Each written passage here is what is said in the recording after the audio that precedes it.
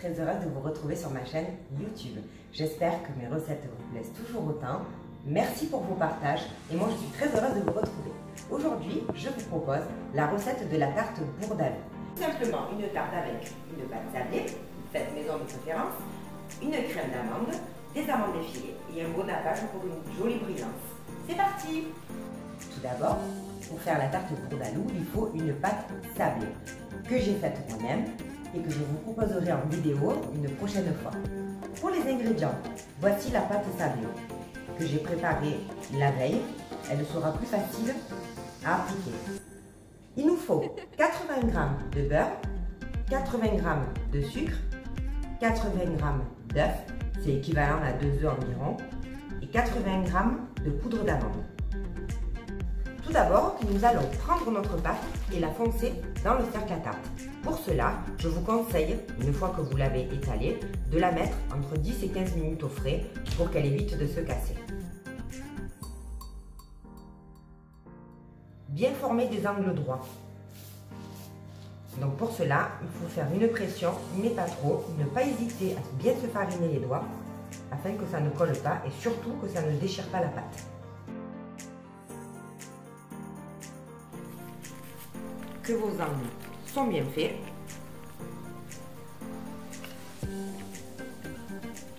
Nous prenons le rouleau.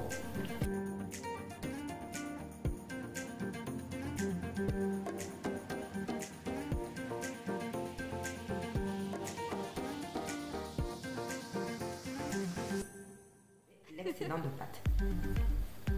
Le reste de pâte, moi ce que je fais, je le filme et je le garde pour faire des petits biscuits. Voilà, une fois que notre pâte est bien mise au niveau du cercle, moi ce que je fais, c'est que je la mets 10-15 minutes au congélateur de façon à ce que la pâte ne se rétracte pas à la cuisson, en attendant de préparer la crème d'amande. Le beurre doit être bien pommade.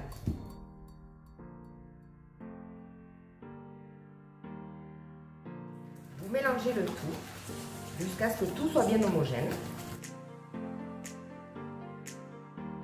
Voilà, une fois que le mélange est à peu près homogène, on va commencer par verser les œufs. Tout d'abord, nous allons les mélanger et les ajouter petit à petit.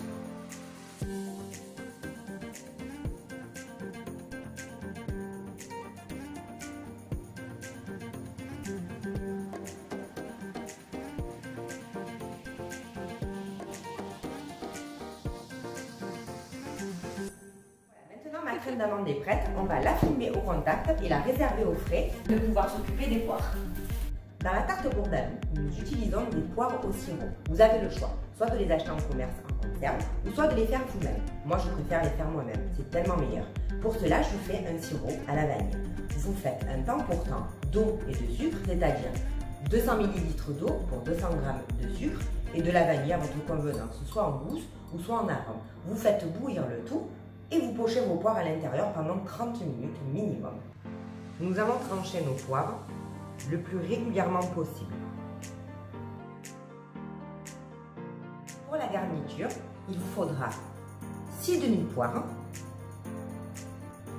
votre crème d'amande, ainsi que 100 g d'amandes effilées pour la garniture.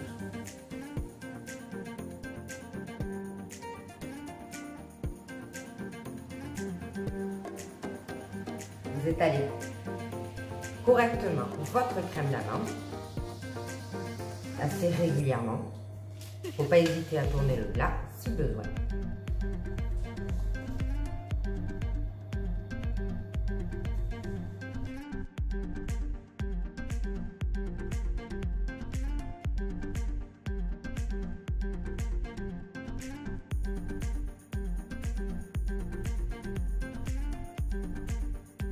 Que vos poires sont posées, on va commencer à bien parsemer d'amandes effilées tout autour.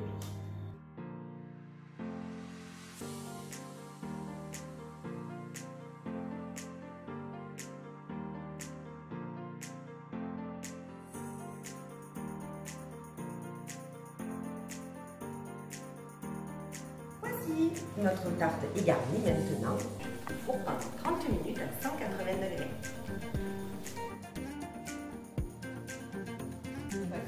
une fois que votre tarte est cuite, que vous l'avez réservée sur grille, il faut préparer un petit nappage. Alors ce n'est pas obligatoire, mais moi j'aime bien parce que je trouve que ça lui donne un côté bien brillant. Donc pour cela, vous avez plusieurs possibilités. Moi j'ai choisi tout simplement de la marque Vahiné. C'est une préparation pour nappage avec un sachet, il y a les instructions derrière. C'est très simple, vous diluez un peu d'eau avec le sachet. Dès que ça commence à bouillir, avec le pinceau, vous appliquez votre nappage sur la tarte.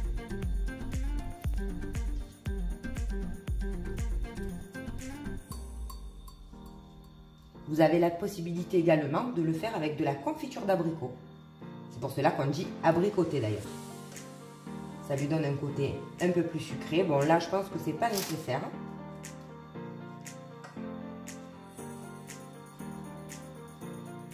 Et voilà, notre tarte est maintenant terminée. J'espère que cette vidéo vous aura plu. N'hésitez pas à vous abonner, à liker et à partager. Je vous dis à très bientôt pour de nouvelles recettes.